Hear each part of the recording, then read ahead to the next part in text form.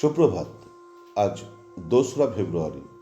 বিশিষ্ট কবি, ঔপন্যাসিক, প্রাবন্ধিক, শিশু সাহিত্যিক, সাহিত্য গবেষক, কলকাতা গবেষক, চিত্রনাট্যকার, চিত্র পরিচালক এবং প্রচ্ছদশিল্পী পূর্ণেন্দু শেখর পত্রীর জন্মদিন। তিনি 1931 খ্রিস্টাব্দের আজকের দিনে হাওড়া জেলার শ্যামপুরের নাকল গ্রামে জন্মগ্রহণ করেন। তিনি পড়াশোনার পাশাপাশি বাগনানের বিশিষ্ট কমিউনিস্ট নেতা অমল গাঙ্গুলির সংস্পর্শে ছিলেন এবং বিভিন্ন সাংস্কৃতিক কাজকর্মের সাথে নিযুক্ত ছিলেন। ম্যাট্রিক পাশ করার পরে পারিবারিক অশান্তির কারণে জন্মভিটা ছেড়ে কলকাতায় চলে আসেন এবং 1949 খ্রিস্টাব্দে বাণিজ্যিক শিল্পকলার ছাত্র হিসাবে ইন্ডিয়ান আর্ট কলেজে ভর্তি হন, কিন্তু আর্থিক এবং পারিপার্শ্বিক নানা কারণে সেই পাঠ্যক্রম শেষ করতে পারেননি। তিনি কলকাতায় তার কাকা নিকুঞ্জ বিহারী পত্রীর চিত্রিতা চলচ্চিত্র পত্রিকা এবং সাহিত্যপত্র দীপাবলিতে আঁকা ও লেখা শুরু করেন। সেই সময় তিনি কমিউনিস্ট পার্টির সক্রিয় সদস্যপদ গ্রহণ করেন এবং একই সাথে রাজনীতি ও সাহিত্য চর্চা এগিয়ে নিয়ে যান। 1951 খ্রিস্টাব্দে তার প্রথম কাব্যগ্রন্থ এক মুঠো রোদ প্রকাশিত হয় এবং 1958 খ্রিস্টাব্দে তার প্রথম প্রকাশিত উপন্যাস দাঁড়ের ময়না জন্য মানিক বন্দ্যোপাধ্যায় সাহিত্য পুরস্কার অর্জন করেন। শব্দের বিছানা, তুমি এলে সূর্যোদয় হয়, আমাদের তুমুল হই হল্লা, গভীর রাতে ট্রাঙ্কল, আমি কচ, আমি দেবযানী ইত্যাদি উল্লেখযোগ্য কাব্যগ্রন্থগুলি তার অনন্য সৃষ্টি।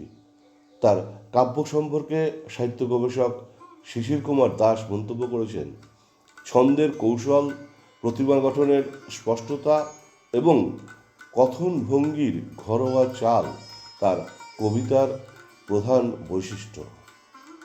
কলকাতা সম্পর্কে তিনি অনেক গ্রন্থ রচনা করেছেন, যার মধ্যে শহর কলকাতার আদিপর্ব, বঙ্গভঙ্গ, কি করে কলকাতা হলো, ছড়ায় মোর কলকাতা, কলকাতার রাজকাহিনী, এক যে ছিল কলকাতা ইত্যাদি উল্লেখযোগ্য। রূপসী বাংলার দুই কবি তার বিখ্যাত প্রবন্ধ গ্রন্থ, এছাড়াও তার রচিত ভোমরাগুড়ি, মালতীমঙ্গল ইত্যাদি উপন্যাসগুলি সমাদৃত। বঙ্কিমচন্দ্র চট্টোপাধ্যায়কে নিয়ে তিনি তার জীবনের শেষ পর্বে বিশাল গবেষণা কাজ শুরু করেন এবং 1996 খ্রিস্টাব্দে বঙ্কিম যুগের প্রথম খণ্ডটি প্রকাশিত হয়। তিনি একজন জনপ্রিয় শিশু সাহিত্যিক ছিলেন। আলটুং ফালটুং, ম্যাকের বাবা খ্যাক, ইল্লি বিল্লি, দুষ্টুর রামায়ণ, জুনিয়র ব্যোমকেশ, জিম্বোদাস জিনিয়াস ইত্যাদি অন্যতম শিশু সাহিত্য হিসাবে তার জায়গা করে দিয়েছে। তার সামগ্রিক সাহিত্যকর্মের জন্য পশ্চিমবঙ্গ সরকার কর্তৃক তিনি বিদ্যাসাগর পুরস্কারে ভূষিত হন। বহুমুখী প্রতিভার অধিকারী কবি প্রেমেন্দ্র মিত্রের গল্প অবলম্বনে তার প্রথম চলচ্চিত্র স্বপ্ন নিয়ে 1965 খ্রিস্টাব্দে মুক্তি পায়। তারপর কবিগুরুর কাহিনী অবলম্বনে স্ত্রীপত্র, মালঞ্চ সহ 5টি চলচ্চিত্র এবং 7টি তথ্যচিত্র নির্মাণ করেন।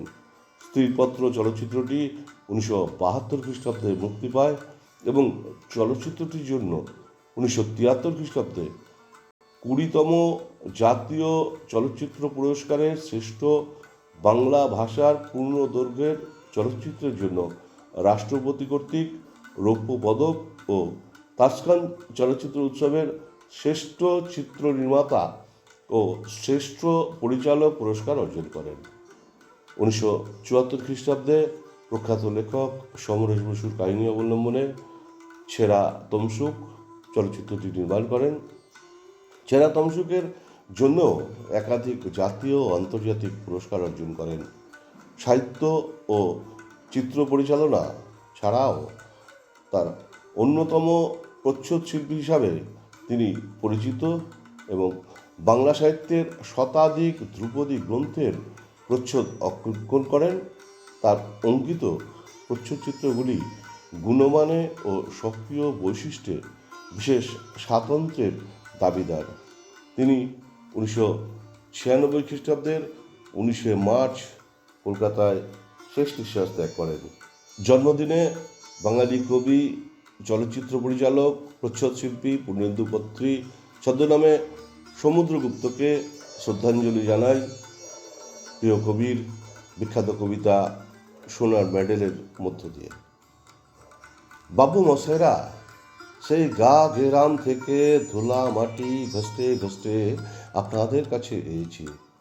কি চা চিকেন শহর বানিয়েছেন গো বাবুরা।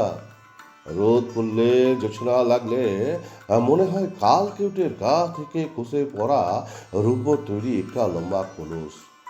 মনের উনানে ভাতের হাঁড়ি হাঁ হয়ে আছে খিদায়। চাল ডাল তরি তরকারি শাক পাতা কিছু নেই, কিন্তু জল ফুটিয়ে টোপ বকিয়ে। বাবু মশাইরা, লোকে বলেছিল ভালুকের লাশ দেখালে আপনারা নাকি পয়সা দেন। যখন যেমন বললেন লেচে লেচে হতো, পয়সা দেবেননি। বাবু মশাইরা, লোকে বলেছিল ভানুমতির খেল দেখালে আপনারা নাকি সোনার মেডেল দেন। নিজের করাতে নিজেকে দুখান করে আবার জুড়ে দেখালুম। আকাশ থেকে সোনালি পাখির ডিম পেরে আপনাদের ভেজে খাওয়ালুম গরম অমলেট। বাঁচা গাছে বানিয়ে দিলুম ফুলের ঘুঙুর। সোনার মেডেল দেবেননি। বাবু মশাইরা, সে লেটু বেলা থেকে বড় শোক। ঘরে ফিরবো বুকে সোনার মেডেল টাঙিয়ে, আর বউ বাচ্চাদের মুখে ফাটা কাপাস তুলোর হাসি ফুটিয়ে বলবো, দেখিস আমি মারা গেলে আমার গা থেকে গজাবে চন্দন গন্ধের বন। সোনার মেডেল দেবেননি। নমস্কার।